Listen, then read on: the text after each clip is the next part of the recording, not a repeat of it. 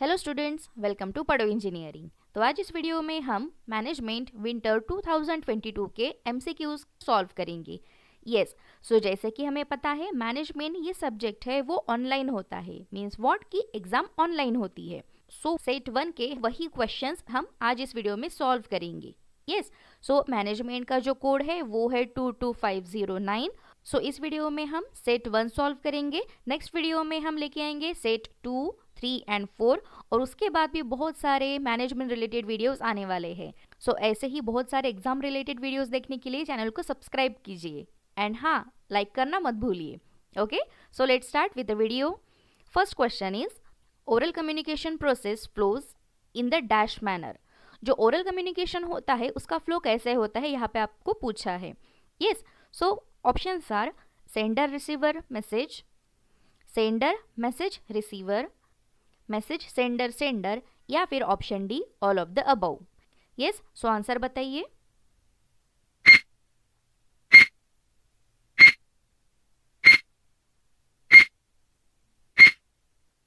And the answer is option number B, sender message receiver. Obviously, let's take an example. Suppose A here sender, okay, and B is a receiver. अगर हमें oral communication करना है, किसी के साथ बात करनी है, okay, just an example. So first of all, sender तो चाहिए ही चाहिए, yes, जो communicate करने वाला है और जो सुनने वाला है, that means receiver भी चाहिए, है ना। तो सेंडर तो है, रिसीवर भी है, बट हम क्या कम्युनिकेट करेंगे, कुछ ना कुछ तो कम्युनिकेट करना होगा, that means the message. Okay, so ये मैसेज भी चाहिए होगा। So sender, message and receiver, ये करेक्ट फ्लो है कम्युनिकेशन का। Yes, so correct answer is option number B, sender message receiver. Next question, Dash is the process of dividing large organization into small and flexible administrative units. So हमें बताना है कि इनमें से कौन सी ऐसी प्रोसेस है जो कि लार्ज ऑर्गेनाइजेशन को स्मॉल स्मॉल एडमिनिस्ट्रेटिव यूनिट्स में डिवाइड करती है। Yes, so first option is localisation, defragmentation, departmentation, या फिर डिवीजन फॉर्मेशन। आंसर बताइए।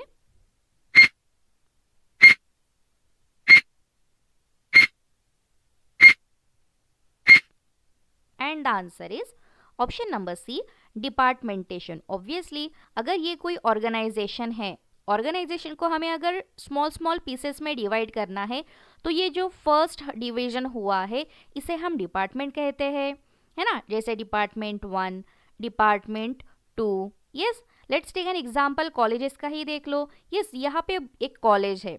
सो कॉलेज में बहुत सारे सब्जेक्ट्स होते हैं, है ना। हम डिपार्टमेंट वाइज डिवाइड करते हैं। डिपार्टमेंट जैसे कि यहाँ पे कंप्यूटर साइंस डिपार्टमेंट हो गया, यस, कंप्यूटर साइंस या फिर कंप्यूटर इंजीनियरिंग हम बोल सकते हैं। यस, यहाँ पे ईएनटीसी डिपार्टमेंट हो गया। नेक्स्ट सिविल इंजीनियरिंग होगा, फिर मैकेनिकल इंजीनियरिंग होगा। सो ऐसे हम कॉलेज को डिपार्टमेंट में डिवाइड कर सकते हैं। Okay, so the correct answer is departmentation. Next question, Dash is the distinct process comprising of functions such as planning, organizing, staffing, directing and controlling. ये तो बहुत ही इजी क्वेश्चन है। हमें बताना है कि इनमें से कौन सी ऐसी प्रोसेस है जो कि ये सारे काम करती है, जैसे कि planning, organising, staffing, directing and controlling. ये तो बहुत ही ईजी है ना। So first option is management, organisation, administration, या फिर डिपार्टमेंटेशन। तो हमें पता है कि डिपार्टमेंटेशन तो हो ही नहीं सकता, बचे ए, बी और सी। तो आंसर बताइए।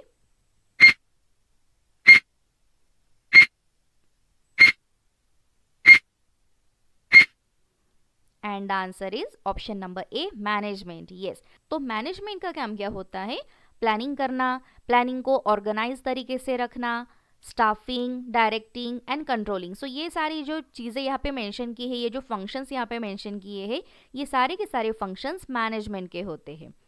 Yes, next question is while matching job in organizing, the manager must consider dash facts into an account. Options are why people works for you, A and B both, या फिर why people supervise। तो answer बताइए।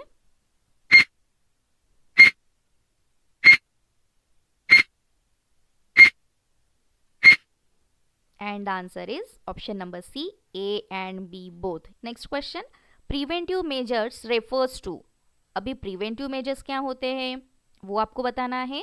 Safe working methods, use of safety devices, training for safe working या फिर all of the above.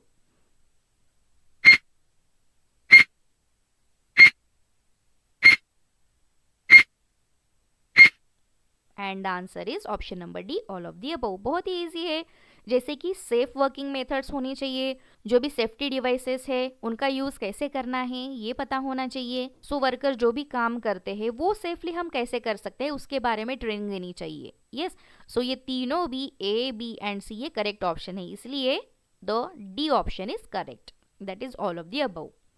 Next question, dash can be delegated from superior to subordinate, इसमें से कौन सी ऐसी चीज है जो कि सुपेरियर टू सबऑर्डिनेट ट्रांसफर होती है। Yes, so it's authority, responsibility, accountability या फिर कोऑर्डिनेशन। बहुत ही इजी आंसर है।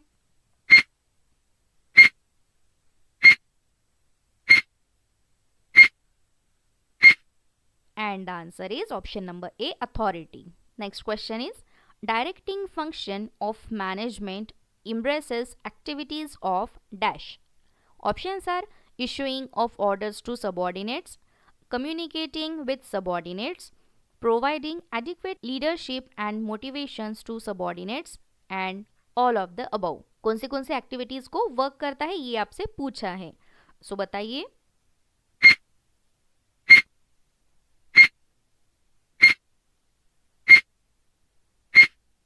And answer is all of the above. Yes, जो भी ए बी और सी ऑप्शंस यहाँ पे दिए हैं तो वो सारी चीजें डायरेक्टिंग फंक्शन में आती है।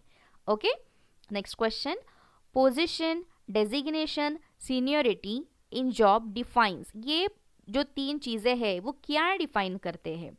सेंट्रलाइजेशन, अथॉरिटी, इनिशिएटिव या फिर स्केलर चेन। बहुत ही इजी आंसर है।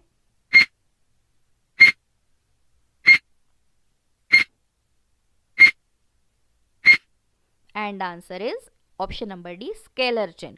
सो स्केलर चेन क्या होता है उसके बारे में जान लेते हैं थोड़ा। सो देखिए, the scalar chain refers to the formal line of authority, hierarchy और chain of command in an organisation. It defines the position, designation and seniority of individual within the organizational structure, ensuring that communication and decision making follow a clear and organized path.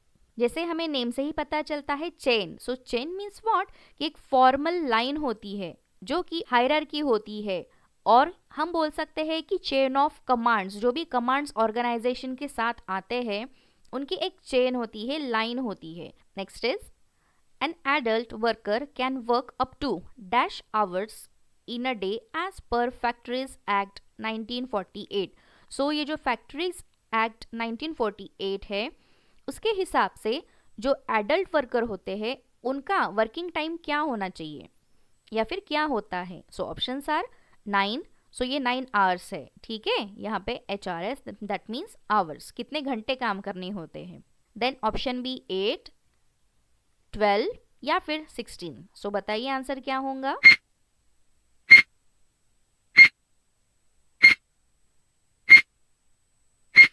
तो answer is 9. Yes, so हमें पता है कि जब हम job पे जाते हैं या फिर कहीं काम करते हैं तो कम से कम हमें 9 घंटे काम करने होते हैं. यस, सो ये है फैक्ट्रीज एक्ट 1948 के हिसाब से. Next question, causes of accident due to workers does not include dash from following options. So आपसे पूछा है कि वर्कर के जो एक्सीडेंट होते हैं उसका कॉज इनमें से कुछ नहीं है, सो वो आपको बताना है. सो क्वेश्चन ध्यान से पढ़िए, डज नॉट बोला है तो options are lack of concentration, poor housekeeping, mischievous behaviour या फिर ओवर कॉन्फिडेंस. सो बताइए answer.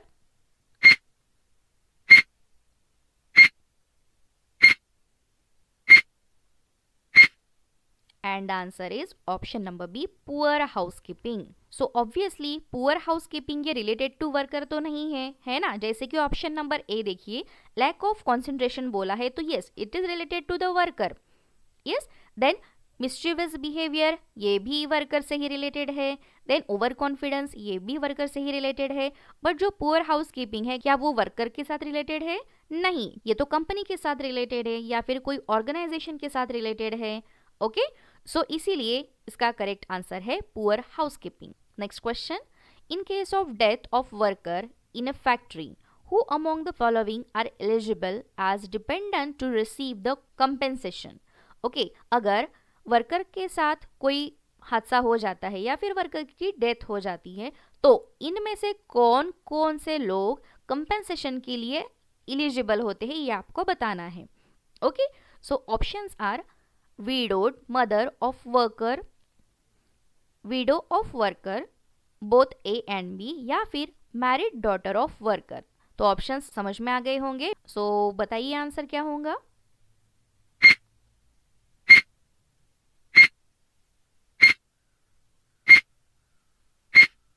And answer is option number B, widow of worker. Yes, so हमें पता है कि अगर कोई भी वर्कर के साथ डेथ या फिर कोई भी हादसा हो जाता है तो उसकी वाइफ को ही कंपेंसेशन यहाँ पे मिलता है।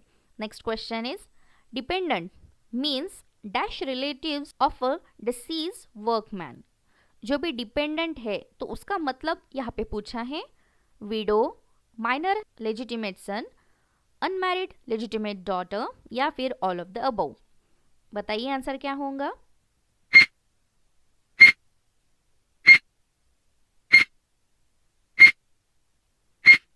And answer is all of the above. ये जो डिपेंडेंट यहाँ पे बोला है इन टर्म्स ऑफ वर्कमैन या फिर वर्कर, सो डिपेंडेंट कौन कौन होता है? जो भी उसका सन है जो कि माइनर है वो, या फिर अनमैरिड डॉटर है वो भी डिपेंडेंट होती है, यस, या फिर wife of worker. So wife, son and daughter, ये तीनों भी लोग डिपेंडेंट कहलाते हैं। सो इसीलिए करेक्ट ऑप्शन है all of the above. Next question, which of the following is not a principle of management. ये तो बहुत ही इजी क्वेश्चन है। फेयर रिम्यूनरेशन, ऑर्डर, बजट, या फिर scalar chain.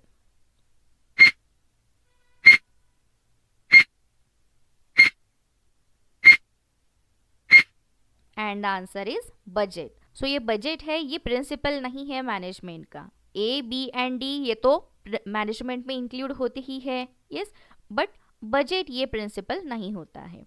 Next question, who is known as a father of general management और administrative management. ये question काफी बार पूछा जाता है एग्जाम में, तो आप इसे स्टार मार्क कर सकते हो। सो इनमें से किन्हें फादर ऑफ जनरल मैनेजमेंट और एडमिनिस्ट्रेटिव मैनेजमेंट कहा जाता है? Henri Fayol, Gilbreth, F W. Taylor, या फिर एल्टन मेयो। बताइए आंसर क्या होगा।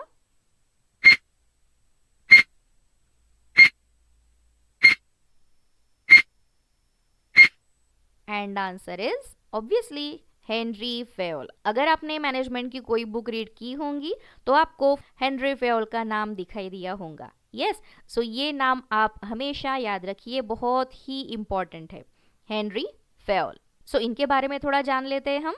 Henry Fayol is known as the father of general management or administrative management. He developed 14 principles of the management and emphasized the importance of management as a distinct function in an organization. तो इन्होंने 14 principal develop किए हैं जो कि आपको easily किसी भी books में मिल जाएंगे। यहाँ पे मैंने लिस्ट आउट नहीं किए हैं। ओके, सो वो जो 14 प्रिंसिपल है वो बहुत ही इंपॉर्टेंट है in terms of management. Okay, next question is, identify the informal group from below. जो भी इनफॉर्मल ग्रुप है ना वो आपको आइडेंटिफाई करना है। Committees, project team, task forces, या फिर interest group.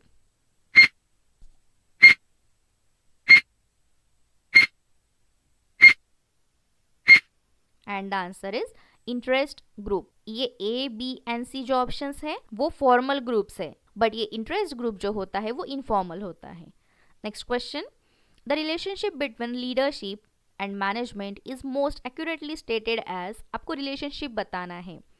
So options are, leadership is a subset of management, leadership and management are synonymous term, there is not relationship between leadership and management, ये तो हो ही नहीं सकता है ना। And option D, management is a subset of leadership.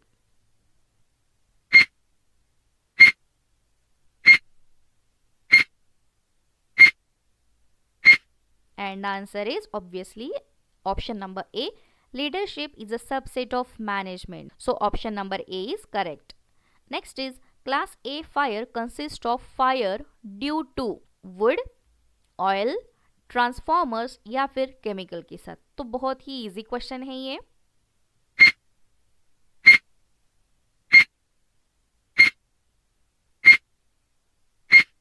And answer is wood. Yes. So ये कैसे कैटेगराइज होता है, क्लास ए, क्लास बी, तो वो हम देखते हैं यहाँ पे. सो देखिए, classes are class A, class B, class C and class D. So class A में क्या क्या इंक्लूड होता है, यहाँ पे देख सकते हो आप, बहुत सारे मटेरियल होते हैं जैसे कि wood, paper, cloth, rubber, plastics. Class B, class C, class D में भी आप देख सकते हो बहुत सारे सब्सटेंसेस यहाँ पे ऐड होते हैं. तो क्लास ए के बारे में तो यहाँ पे क्वेश्चन आ गया, बट क्लास बी, सी और डी के बारे में भी क्वेश्चंस आ सकते हैं. ओके, सो आप चाहे तो इसका स्क्रीनशॉट ले सकते हो.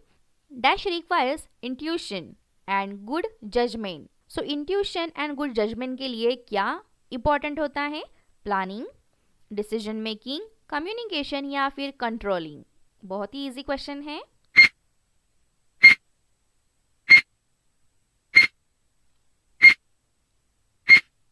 And answer is decision making. Obviously अगर हम कोई भी डिसीजन लेते हैं तो हमें पता होना चाहिए ना कि क्या रिजल्ट आएगा. अगर हम ठीक से जजमेंट ही नहीं करते हैं तो रिजल्ट में भी निगेटिव आ सकता है. ओके, अगर हमारा डिसीजन स्ट्रांग होगा तो पॉजिटिव रिजल्ट आएगा. Okay, next question. A supervisor is teaching an employ to use an equipment safely. Which of the following skill is very important to the supervisor. बहुत ही easy है. अगर supervisor को कुछ employees को टीच करना है, बताना है कि इक्विपमेंट्स सेफली कैसे यूज करते हैं, तो उसके पास कौन सी टेक्निक या फिर कौन सी स्किल होनी चाहिए.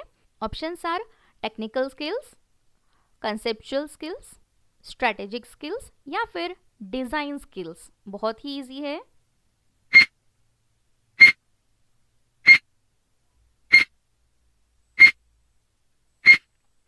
And answer is technical skill. Obviously ये रिलेटेड टू इक्विपमेंट्स है ना. सो अगर जब भी हम इक्विपमेंट के साथ जाते हैं तो टेक्निकल स्किल्स काम आती है.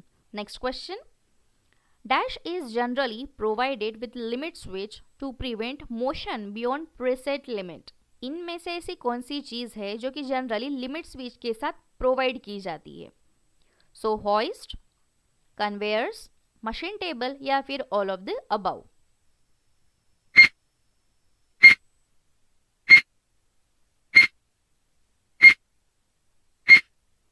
And answer is all of the above.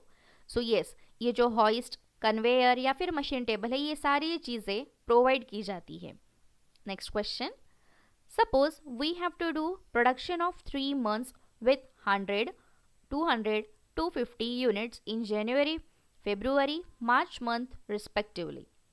The labor cost per unit is 2, 2.5 and 2 rupees in January, February and March month. Find average labor cost incurred per month in manpower budget. So यहाँ पे एक mathematical question दिया है. Okay, so don't worry, बहुत ही easy question है, मैं बताती हूँ. सो यहाँ पे प्रोडक्शन करना है फॉर 3 months. यहाँ पे उनके यूनिट्स भी दिए हैं विथ मंथ्स, और लेबर कॉस्ट पर यूनिट भी यहाँ पे बताया है 2, 2.5 एंड 2 रुपीज. सो हमें एवरेज फाइंड आउट करना है. सो किसका एवरेज, लेबर कॉस्ट का एवरेज पर मंथ के हिसाब से फाइंड आउट करना है. ओके, सो कैलकुलेट कीजिए और आंसर बताइए. So options are 300, 400, 500, 600.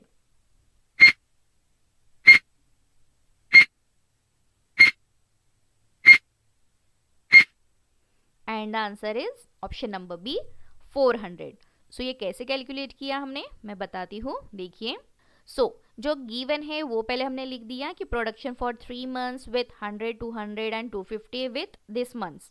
Yes, labour cost भी हमने लिख ली है.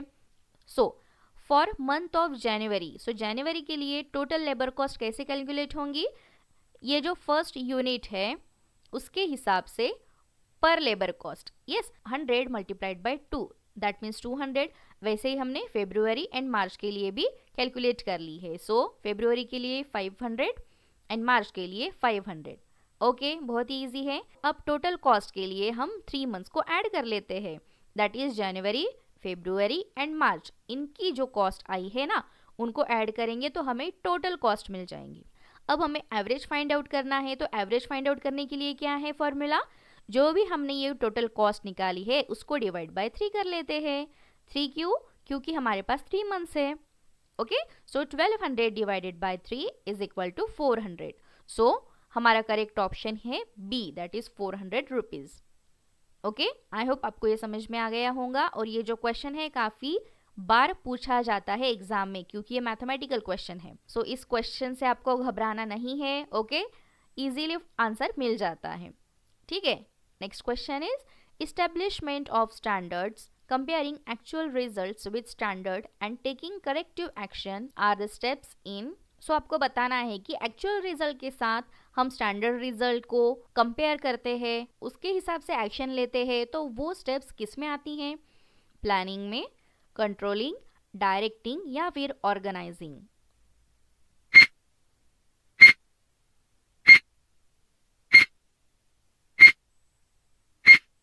And the answer is controlling. So controlling means जो भी रिजल्ट आएगा अकॉर्डिंग टू द स्टैंडर्ड, उस पे जो भी एक्शन हम लेंगे वो आएंगी कंट्रोलिंग में। Next question, with dash the top management can focus on strategic issues for finding new avenues and opportunities. सो इनमें से ऐसी कौन सी प्रोसेस है जो कि स्ट्रेटेजिक इश्यू पे फोकस होती है और न्यू अपॉर्चुनिटीज एंड एवेन्यूज पे काम करती है? सो वो है प्रोसेसेस, या फिर सेंट्रलाइजेशन, या फिर डिसेंट्रलाइजेशन, या फिर coding.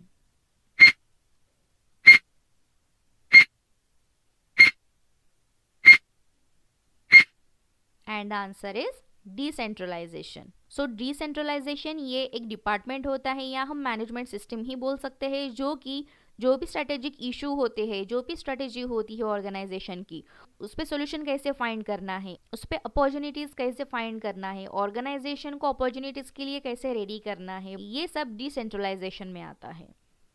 Next question, SOP for an activity is prepared by. So SOP का फुल फॉर्म क्या होता है? Standard operating procedure. सो ये किसके लिए प्रिपेयर की जाती है वो आपको बताना है। प्लांट मैनेजर, वर्कर्स, कस्टमर या फिर suppliers of machine.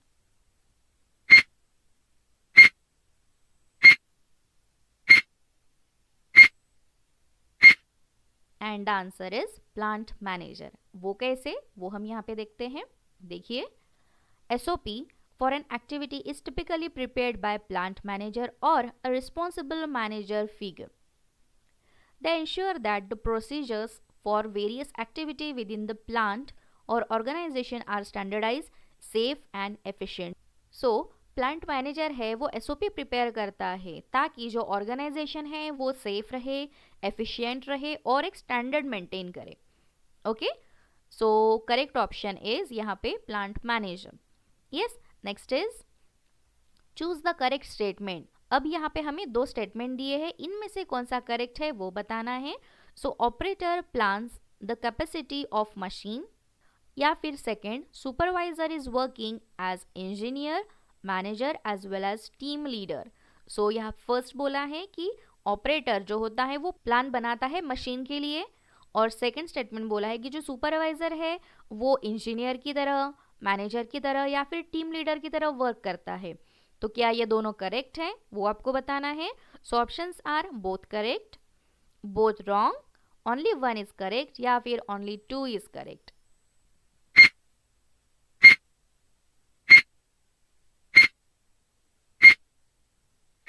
And answer is option number B, both wrong. Yes, सही तो है। कैसे सही है ये बताती हूँ, देखिए।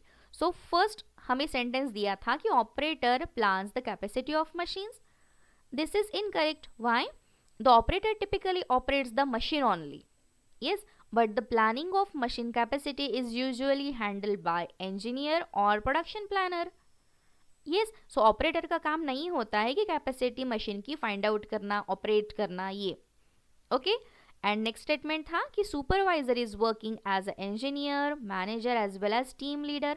तो नहीं, सुपरवाइजर सिर्फ oversees day to day operations manages workers and ensures that tasks are performed efficiently। यहाँ पे जो वर्क स्पेसिफाई किए हैं वही काम सुपरवाइजर करता है, वो कोई इंजीनियर या फिर मैनेजर की तरह काम नहीं करता है, क्योंकि इंजीनियर और मैनेजर के वर्क्स अलग अलग होते हैं। यस, सो इसीलिए यहाँ पे ऑप्शन हमारा आएगा both wrong, option number B. Next question, dash is a process of influencing people by inspiration. So बहुत ही इजी क्वेश्चन है, मोटिवेशन, लीडरशिप, डेलीगेशन या फिर controlling.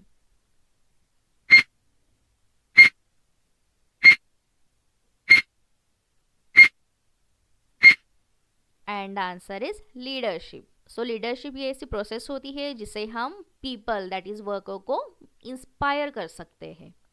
Next is management is called as an dash as well as dash. So management को हम क्या क्या कह सकते हैं, art science, idea science, object society या फिर यूनियन सोसाइटी।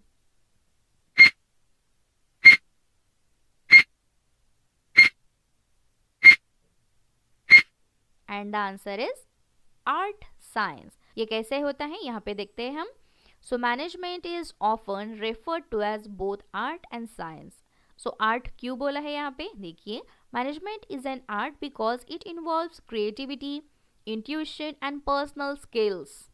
यस, इसलिए आर्ट कहा गया है। और साइंस मीन्स व्हाट, कि science because it is based on systematic study, theories, principles and data analysis.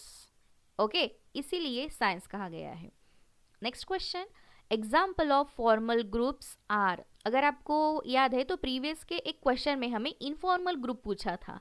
Yes, अब यहाँ पे देखिए फॉर्मल ग्रुप आया है। So technological group, interest group, reference group या फिर all of the above.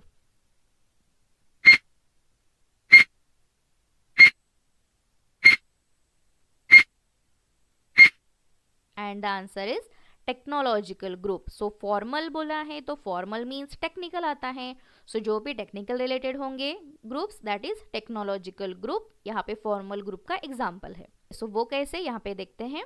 So formal groups are those that are created by organisation to achieve specific objective and are structured with defined roles and responsibilities. Next question, dash provision of Factory Act provide for artificial humidification. So इनमें से क्या artificial humidification provide कर सकता है, welfare, health, safety या फिर all of the A, B, C.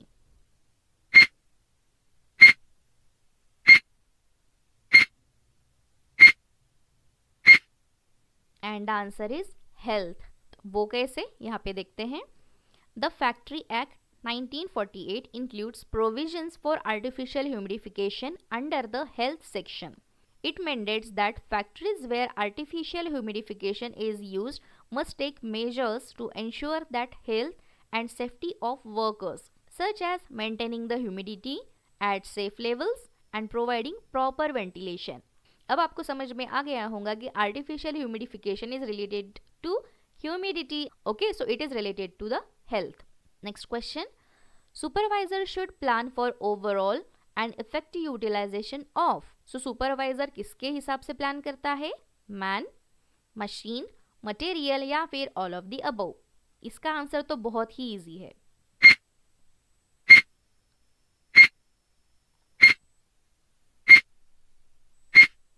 And answer is all of the above, क्योंकि organisation में इस तीनों की तीनों चीजें होती है तो सुपरवाइजर को इन तीनों चीज पे ध्यान देना होता है। Yes, that is man, machine and material. इसीलिए correct option is option number D, all of the above. Next question, maintenance in hazardous are should not be started without. जो भी मेंटेनेंस स्टार्ट होता है वो किसके बिना स्टार्ट नहीं होना चाहिए, having food, enough tools, work permit या फिर none of the above.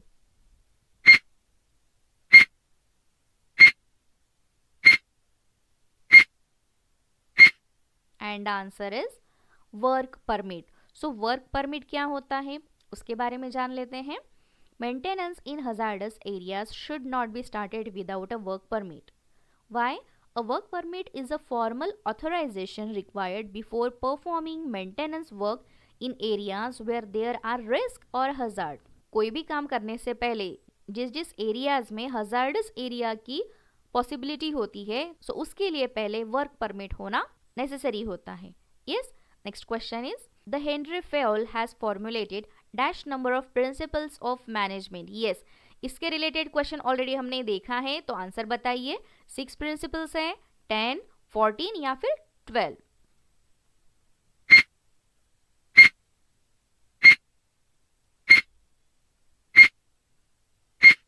And answer is 14।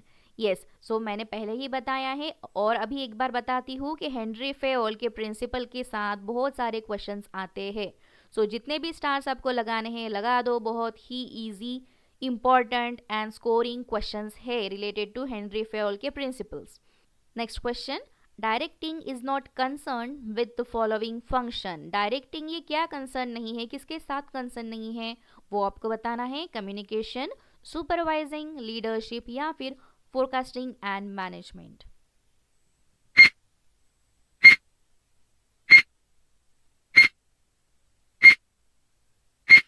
And answer is obviously forecasting and management. So directing में क्या क्या होता है, उसमें कम्युनिकेशन भी होता है, सुपरवाइज भी होता है, लीडरशिप भी होता है, वर्कर्स के साथ कम्युनिकेशन होता है, गाइडेंस होता है, तो ये सारी चीज़ें तो होती है। बट क्या फोरकास्टिंग और मैनेजमेंट ये होता है? तो नहीं। सो ये जो काम है ये अलग डिपार्टमेंट का है। सो इसीलिए the correct option is forecasting and management. Next, several means are available for the determination of performance। सो आपको बताना है कि परफॉर्मेंस किस किस के आधार पे डिटरमाइन होता है। ऑब्जर्वेशन, रिपोर्ट्स, स्टैटिस्टिकल डेटा या फिर all of the above.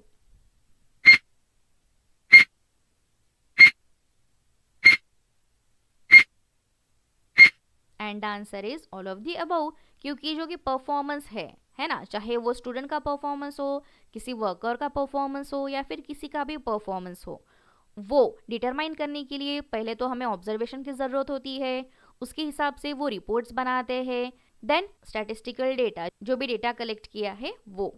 Yes, so the correct option is all of the above. Next question, in preparing budget dash department plays a की रोल। ये तो बहुत ही सिंपल सा क्वेश्चन है, कोई भी बता सकता है कि बजट को लेकर कौन सा डिपार्टमेंट इंपॉर्टेंट रोल प्ले करता है।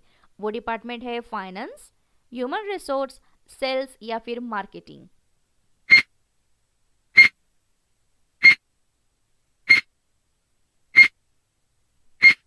And answer is finance. Yes, क्योंकि पैसा, बजट, प्रॉफिट, लॉस, यस, ये सब फाइनेंस डिपार्टमेंट ही देखता है। Next question, which of the following management involves selection, placement, training, transfer, safety, यहाँ पे सेफ्टी चाहिए था, health for function areas of management. So development management, personal management और human resource management, transport management या फिर परचेज मैनेजमेंट। बहुत ही easy question है।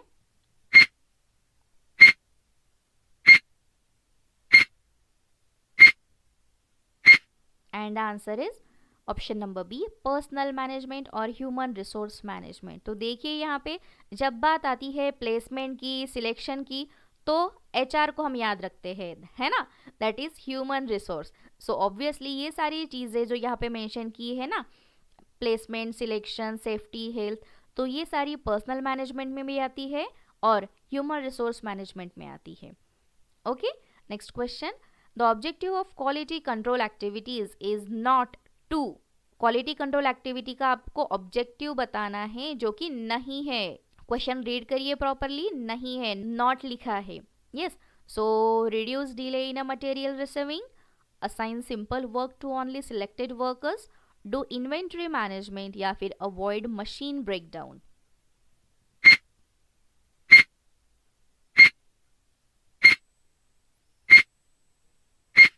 And answer is option number B, assign simple work to only selected workers. So ये objective quality control activity का नहीं है। Next question, the type of planning which sets direction in which the organisation wants to proceed in future is called as contingency planning, strategic planning, tactical planning या फिर operational planning.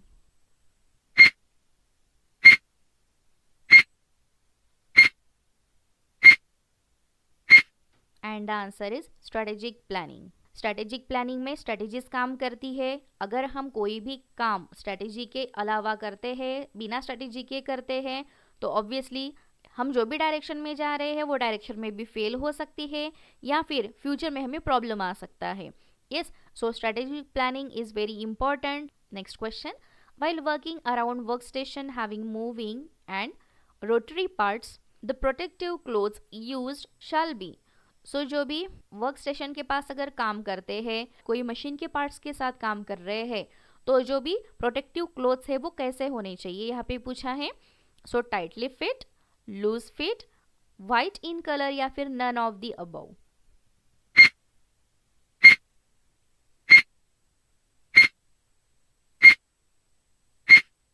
And answer is tightly fit. क्यों? क्योंकि अगर tightly fit कपड़े हैं तो वो chances कम होते कोई भी मशीन में वो कपड़े ना फंसे। यस, अगर लूज कपड़े होते हैं तो इजीली चांसेस है कोई भी मशीन में अटक सकते हैं और वर्कर को प्रॉब्लम हो सकता है। इसलिए the correct option is tightly fit. Next question, which of the following orders indicate the correct logical order of managerial function. So managerial function के ऑर्डर को आपको लगाना है। So first option is organizing, planning, directing, staffing, controlling. B, planning, organizing, staffing, directing, controlling. C, planning, directing, organizing, staffing, controlling. And D, organizing, planning, staffing, controlling, directing. बताइए answer क्या होगा।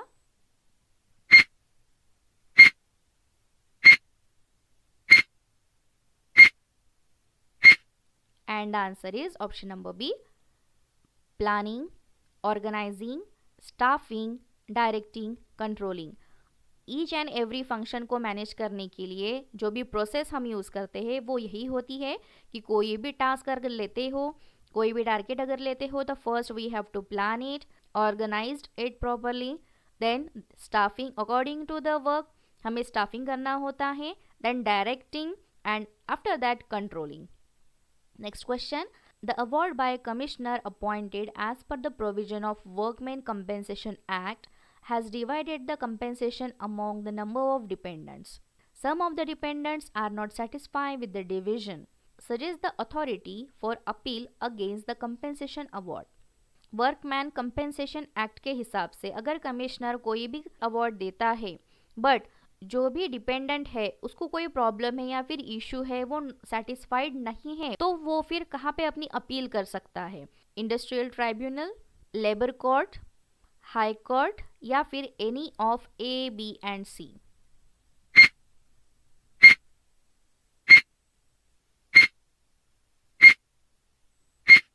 And the answer is high court. So वो कैसे, वो हम देखते हैं यहाँ पे।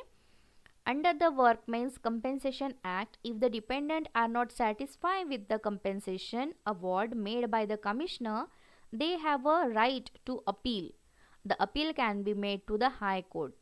जो कि ये वर्कमैन्स कंपनसेशन एक्ट के हिसाब से अगर कमिश्नर ने अवार्ड दिया भी है तो जो डिपेंडेंट होता है वो सेटिस्फाइड नहीं है, उसको कोई भी प्रॉब्लम है, तो वो फिर हाई कोर्ट में अपील कर सकता है। Next question, which physical resources can be organised at supervisory level. कौन सी फिजिकल रिसोर्सेज बोले हैं यहाँ पे, मेन, मशीनरी, मटेरियल या फिर all of the above. Same type का एक क्वेश्चन हमने देखा था। सो आंसर बताइए।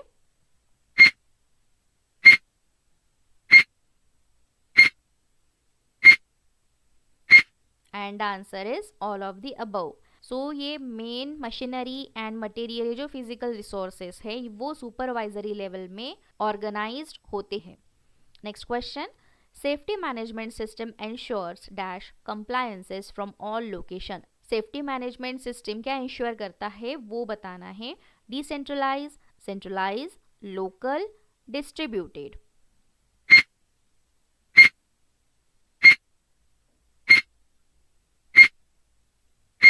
And answer is centralise. यहाँ पे क्वेश्चन में ही बोला है from all location. So all location means जो सेंट्रलाइज सिस्टम होंगी वही यूज होंगी। Next question, dash is the cause of accident. ये तो बहुत ही इजी क्वेश्चन है। Unstable mental condition, adequate lighting, lack of knowledge of laws या फिर all of the above.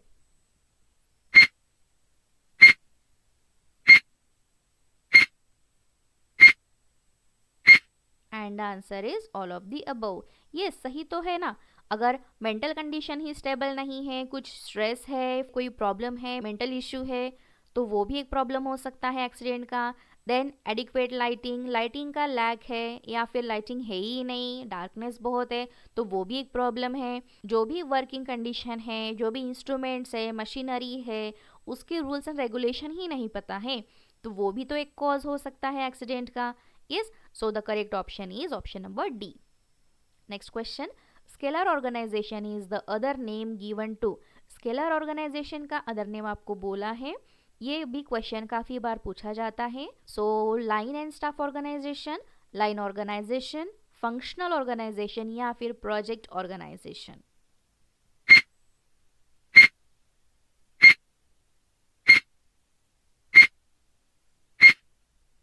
And answer is line organisation. So scalar organisation अगर आपको बोला है तो उसका सिनोनिम्स हम बोल सकते हैं line organisation. Next question, the employment of young person on dangerous machines shall be prohibited by dash the act। Industrial dispute, workman compensation, factory या फिर all of the above.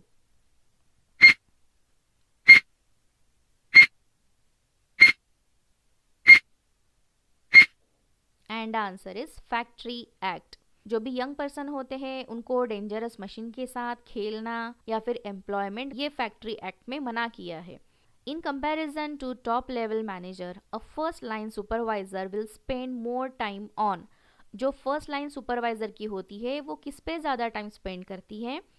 Direction of subordinate, policy making, public relation या फिर long range planning.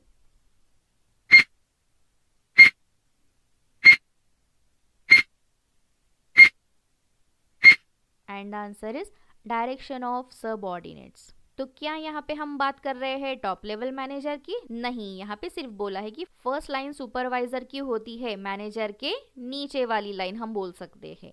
तो वो क्या करती है? वो डायरेक्शन ऑफ सबऑर्डिनेट्स मीन्स जो भी उनके अंदर के जो वर्कर्स होते हैं, सबऑर्डिनेट्स होते हैं, उनको डायरेक्टिंग का काम ये करती है। Next question, machine planning form contains. जो मशीन प्लानिंग फॉर्म होता है उसमें क्या क्या होता है?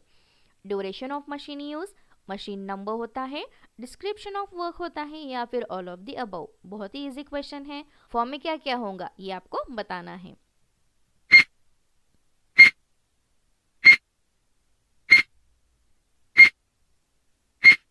And answer is all of the above.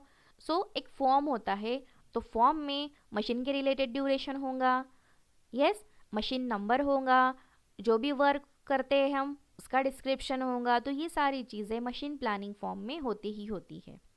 Next, one of the sign of effective non verbal communication. Yes, so ये क्वेश्चन भी काफ़ी बार पूछा जाता है, non verbal communication, verbal communication. Okay, so आपको बताना है कि sign of effective non verbal communication क्या होता है? Acceptance, written presentation, oral presentation या फिर body language.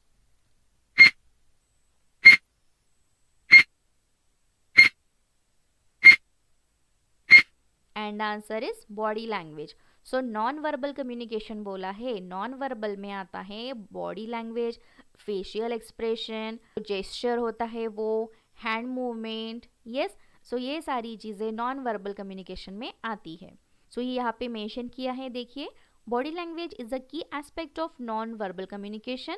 It includes gestures, facial expression, postures, eye contact and other physical movement that convey message without the use of words. Next question, in case of occurrence of fire an employee should be। अगर fire लग जाती है तो employ को क्या करना चाहिए वो आपको बताना है। Run randomly out of the building, wait for supervisors instruction, no definitely not, help other employees, option number D, safely reach to the predetermined safe area.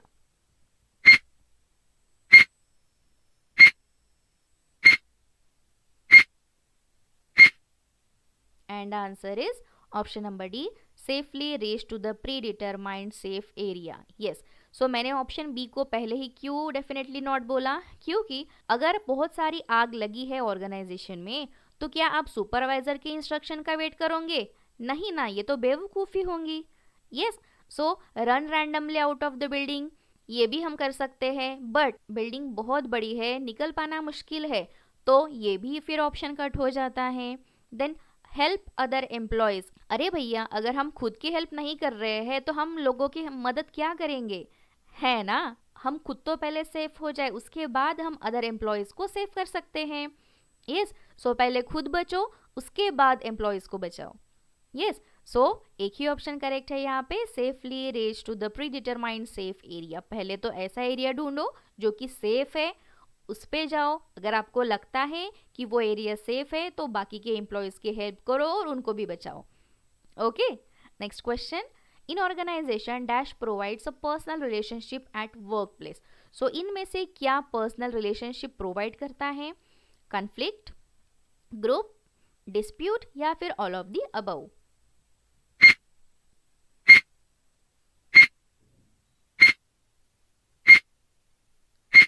And answer is obviously group. जो भी हमें discuss करना होता है वो हम group में कर सकते हैं। ग्रुप में डिस्कस करने से क्या होता है, हमें नॉलेज मिलता है, हमें आइडिया मिलती है, हमारा कम्युनिकेशन बढ़ता है, रिलेशनशिप मेंटेन होता है, तो इसीलिए वर्क प्लेस पे ग्रुप कम्युनिकेशन इंपॉर्टेंट होता है। Next question, a worker in a factory works as a skilled employee for half day and semi-skilled employee for rest of the day as per the requirement of workplace. Which of the following wage can be correct for the worker? So इनमें से आपको ऐसे veg बतानी है कि कौन सा correct है वर्कर के लिए। Okay, wage of semi skilled worker for the whole day, wage of skilled worker for the whole day, wage of skilled worker for half day and wage of semi skilled worker for remaining half day, या फिर option D both B and C.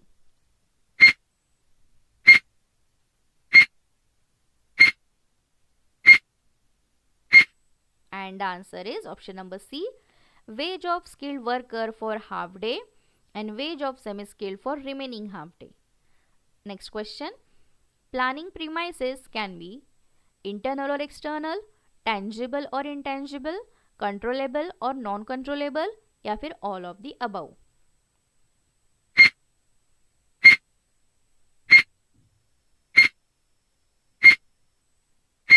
And answer is all of the above.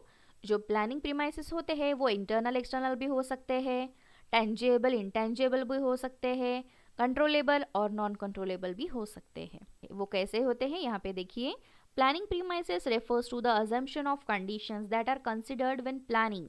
This premises help guide decision making and the development of plans. So जो plans होते हैं वो कैसे करना है, decision making and development कैसे करना है अकॉर्डिंग टू द प्लान्स, वो सब यहाँ पे कंसिडर होता है। Next question, the cause of accident due to the unsafe working condition dash, chemical leakage, suffocation at work, irregular floor heights, या फिर all of the above.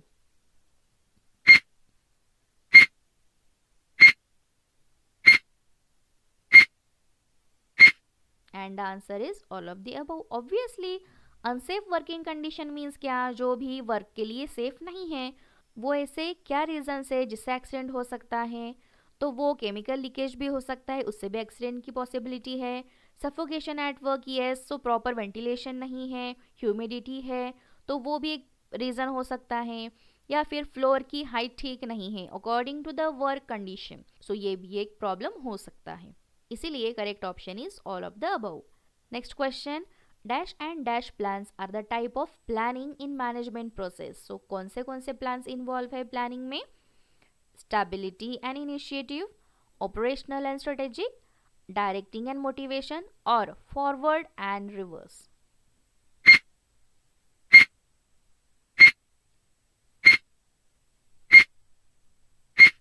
And answer is operational and strategic plan. Yes, so जो operational and strategic plans होते हैं वो planning के types है, कौन कौन से ऑपरेशन हमें परफॉर्म करने होते हैं पर्टिकुलर प्लान में, कौन सी स्ट्रैटेजी हम यूज़ कर रहे हैं, ये सारी चीज़ें मेंटेन होती है प्लानिंग इन मैनेजमेंट प्रोसेस में। Next question, some examples of employee recognition are as below except one. Question ध्यान से पढ़िए, एक्सेप्ट वन बोला है। ओके, सो एम्प्लॉय रिकॉग्निशन के लिए कुछ यहाँ पे एग्जाम्पल दिए हैं, तो इनमें से कुछ ऐसा एक स्टेटमेंट है जो कि एग्जाम्पल नहीं है। Okay, so first one is congratulating the employees for good performance. Option B, displaying on a notice board or in a company newsletter about achievement of employee. Option C, installing a board or certificates for best performance. या फिर option number D, firing an employee for giving suggestions for improvement of the company. Answer बताइए।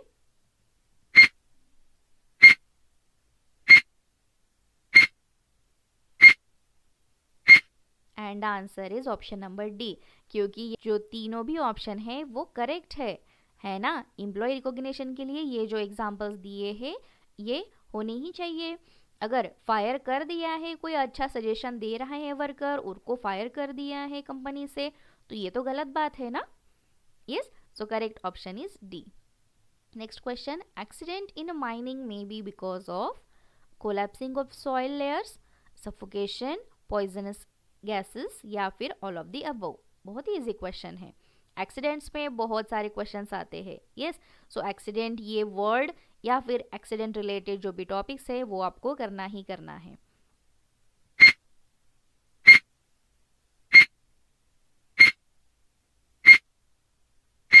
And answer is all of the above. Yes, so mining में accident कैसे हो सकता है, soil layer जो है वो कोलैप्स भी हो सकती है, ऑब्वियसली माइनिंग करते वक्त सफोकेशन का प्रॉब्लम बहुत होता है, या फिर पॉइजनस गैस लीक होती है, उससे भी बहुत सारे एक्सीडेंट्स होते हैं। So correct option is option number D, all of the above. Next question, motivation factors while matching people with job can be include. कौन सा मोटिवेशन फैक्टर इंक्लूड होता है यहाँ पे, salary, security, status and satisfaction या फिर all of the above.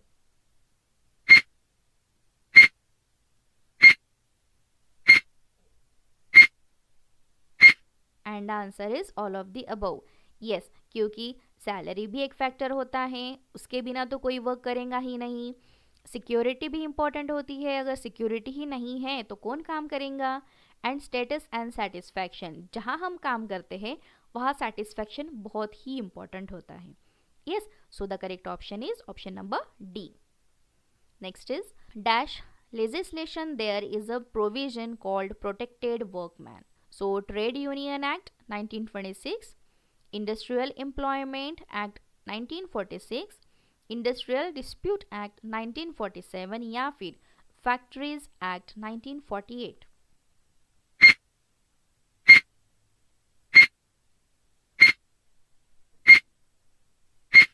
And answer is industrial dispute act 1947। सो इसका explanation देखते हैं।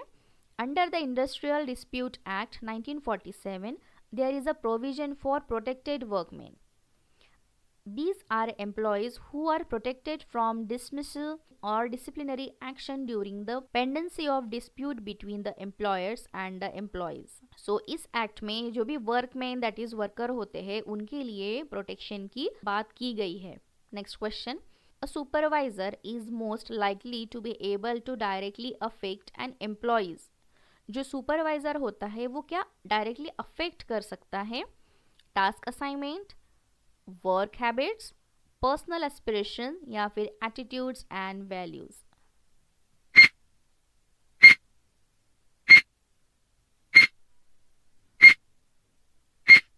And answer is task assignment.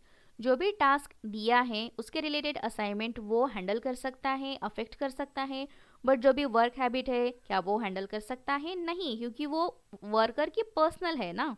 Aspiration ये भी नहीं कर सकता है, या फिर एटीट्यूड एंड वैल्यूज, तो ये तो उसका खुद का पर्सनल रीज़न होता है, पर्सनल टॉपिक होता है ना, तो इसमें सुपरवाइजर अफेक्ट नहीं कर सकता है। Next question, dash is not a provision of factory act 1948। So factory act 1948 का प्रोविजन इनमें से कौन सा नहीं है। Yes, welfare, health, workmen's compensation या फिर safety.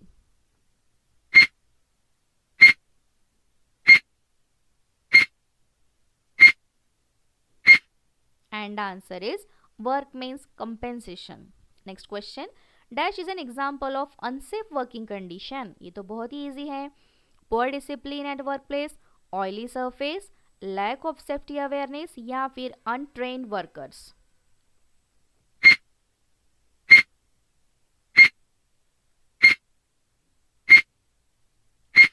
And the answer is oily surface. क्यों? क्योंकि देखिए, ये जो poor discipline at work place है, ये तो रिलेटेड टू ऑर्गेनाइजेशन हो गया। लैक ऑफ सेफ्टी अवेयरनेस, ये भी रिलेटेड टू ऑर्गेनाइजेशन है। अनट्रेन्ड वर्कर, ये भी रिलेटेड टू ऑर्गेनाइजेशन है। बट जहाँ पर भी वर्कर काम कर रहा है, वो सरफेस के बारे में, वो वर्किंग कंडीशन के बारे में ऑयली सरफेस हमें बता रहा है। यस, सो ये एग्जाम्पल हो गया अनसेफ वर्किंग कंडीशन का। So the correct option is option number B, oily surface. Next is, minimum wage comprises of dash components, 5, 2, 3 या फिर 4। बहुत ही इजी क्वेश्चन है, बताइए।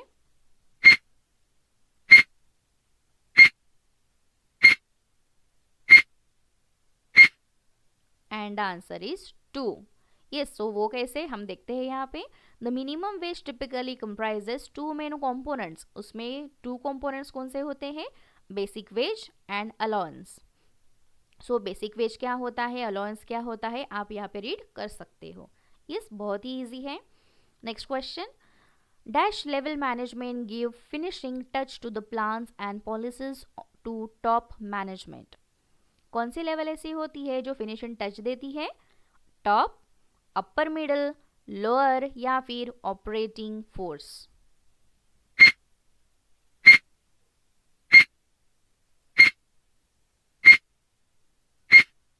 And answer is upper middle.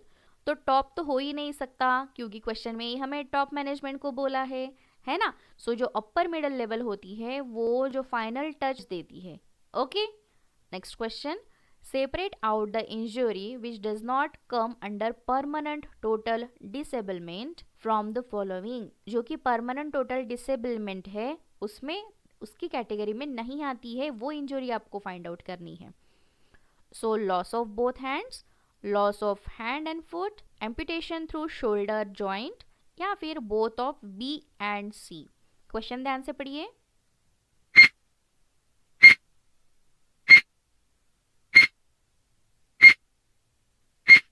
And answer is both B and C. अगर both hands loss भी हो जाते हैं तो वो अंडर परमानेंट टोटल डिसेबलमेंट में आता है। Loss of hands and foot, ये भी परमानेंट डिसेबलमेंट में आता है। And amputation through shoulder join, ये भी परमानेंट टोटल डिसेबलमेंट में आता है। मीन्स व्हाट की ऑप्शन ए, बी एंड सी, ये तीनों के तीनों भी कम अंडर डिसेबलमेंट। बट यहाँ पे ऑप्शन फोर्थ में क्या दिया है कि बोथ ऑफ बी एंड सी, सिर्फ बी एंड सी आते हैं क्या? नहीं, इसीलिए हमारे पास कोई और ऑप्शन नहीं है। तो करेक्ट ऑप्शन डी आपको टिक करना होगा। Next question, in detailing process of planning the objective set by organisation depends on. Detailing process of planning, ये किस पे डिपेंड होता है? Mission of organisation, abilities of organisation, resources available with organisation at present and future या फिर all of the above.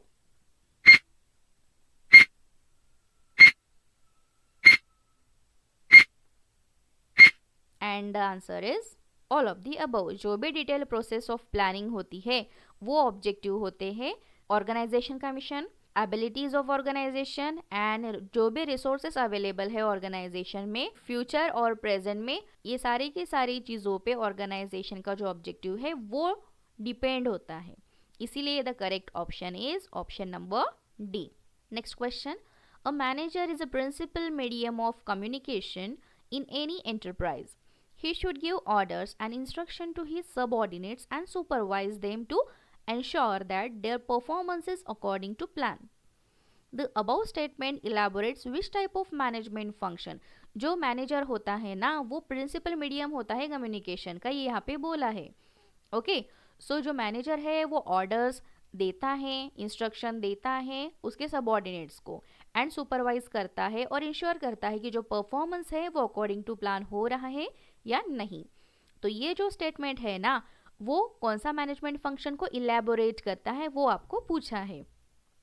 So it's a coordinating, controlling, organising या फिर directing.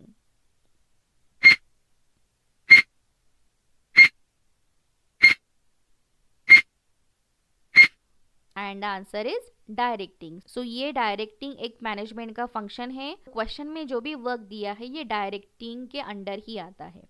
Next question and the last question, the first step in the process of planning is to.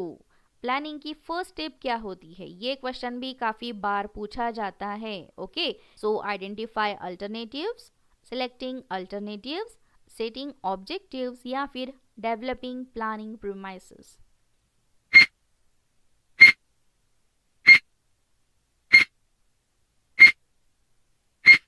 And answer is setting objective. So planning के बाद first step जो हम करते हैं वो है सेटिंग ऑब्जेक्टिव।